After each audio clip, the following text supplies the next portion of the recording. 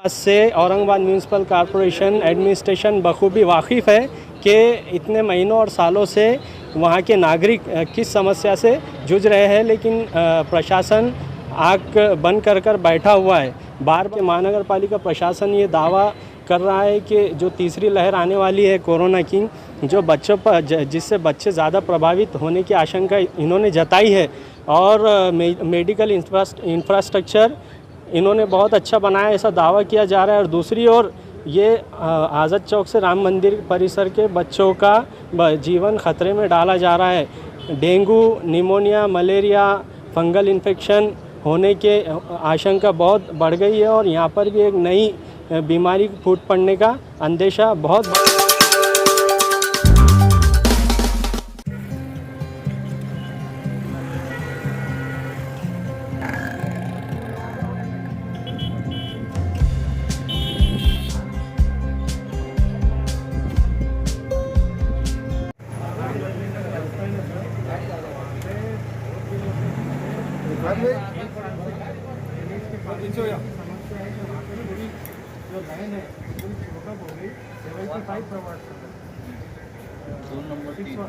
Zone number 3 है।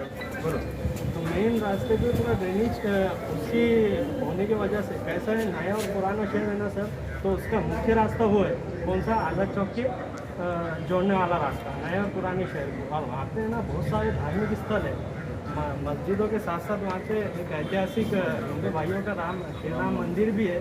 वहाँ पे समय समय पे जो है ना, तो श्रद्धालु आते रहते हैं हज़ारों की तादाद में, लेकिन ये ड्रेनेज के पानी अपवित्र रहता है, उसकी वजह से तो वहाँ पे ना नमाजी आ पा रहे, ना श्रद्धालु आ पा रहे, ना वहाँ से जो पासर बाय जो लोग गुजरते वो गुजर पा रहे, वहाँ पैदल भी नहीं चल पा रहे, और गाड़ी पर जो टू व्हीलर पे भी नहीं चल पा रहे। ज्या दिवशी नळ येतं ना त्या दिवशी जास्त उघडतं। रोशन गेट पर सर, रोशन गेट तक डेली लाइट का खिलाड़ी का काम चालू हुआ है।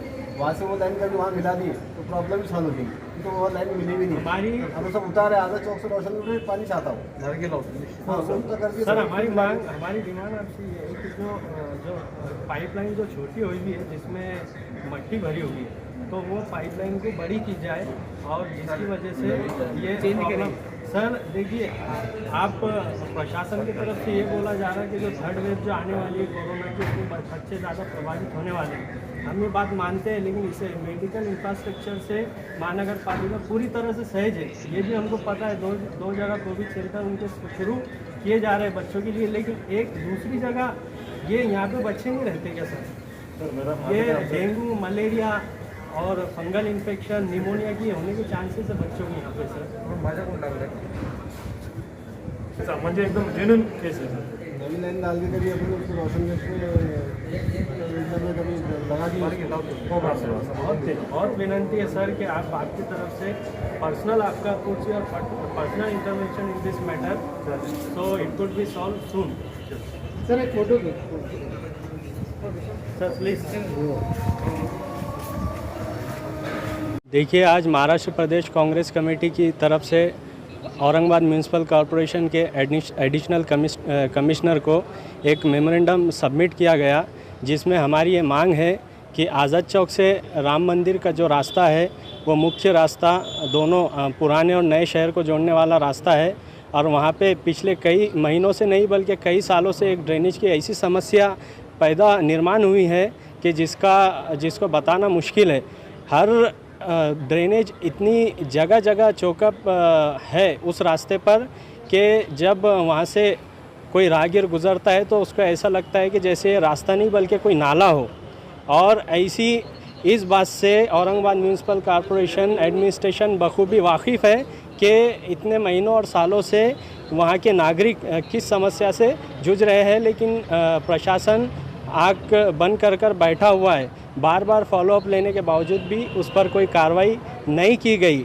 उसका ड्रेनेज का जो लाइन है, पाइप लाइन है उस रास्ते की आज़ाद चौक से राम मंदिर, तो वो छोटी पड़ी हुई है, और उसमें मट्टी जमने की वजह से बार बार जब भी बरसात हो रही है और जब भी नल जब आता है तब वो पूरी तरह से ड्रेनेज फूट पड़ते हैं, पूरे परिसर के ड्रेनेज चौकअप हो जाते हैं।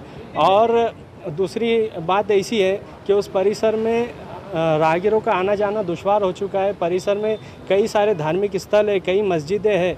वहाँ हमारे हिंदू भाइयों का श्री राम मंदिर है, ऐतिहासिक राम मंदिर, जहाँ पर समय समय पर धार्मिक कार्यक्रमों के लिए हज़ारों की संख्या में श्रद्धालु आते रहते हैं।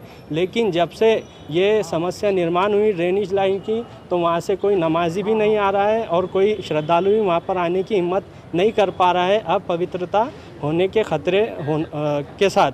और दूसरी बात यह है कि महानगर पालिका प्रशासन ये दावा कर रहा है कि जो तीसरी लहर आने वाली है कोरोना की, जो बच्चों पर जिससे बच्चे ज़्यादा प्रभावित होने की आशंका इन्होंने जताई है।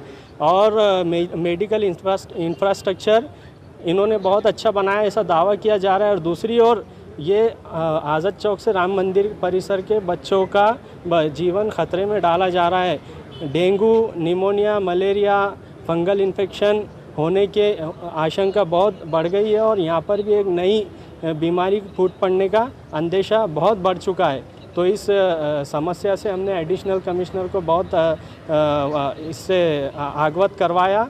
और मेरे साथ इस डेलीगेशन में आज महाराष्ट्र प्रदेश कांग्रेस कमेटी यूथ कांग्रेस के पदाधिकारी, Aurangabad city district youth Congress के पदाधिकारी, अल्पसंख्यक कांग्रेस के पदाधिकारी मेरे साथ मौजूद थे, जिनमें आमिर अब्दुल सलीम, मसरूर खान, शेख अतर, मुजफ्फर खान, लियाकत पठान, अखिल पटेल, शेख शफीक, सगीर अहमद, अनवर खान, इरफान खान और अबरार खान, और इसी के साथ मोइन इनामदार और सोनू भाई हमारे इंजीनियर इफ्तिखार शेख, और इसी के साथ बड़ी संख्या पे यहाँ पर पदाधिकारी मौजूद थे।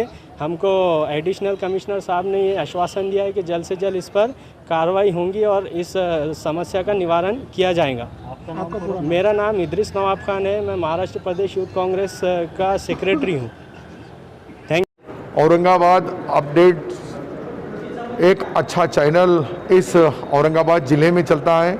उनके माध्यम से कहीं भी अन्याय अत्याचार हुआ तो उसको न्याय देने का काम, उसको लोगों के बीच में इंसाफ देने का काम आपके चैनल के माध्यम से होता है।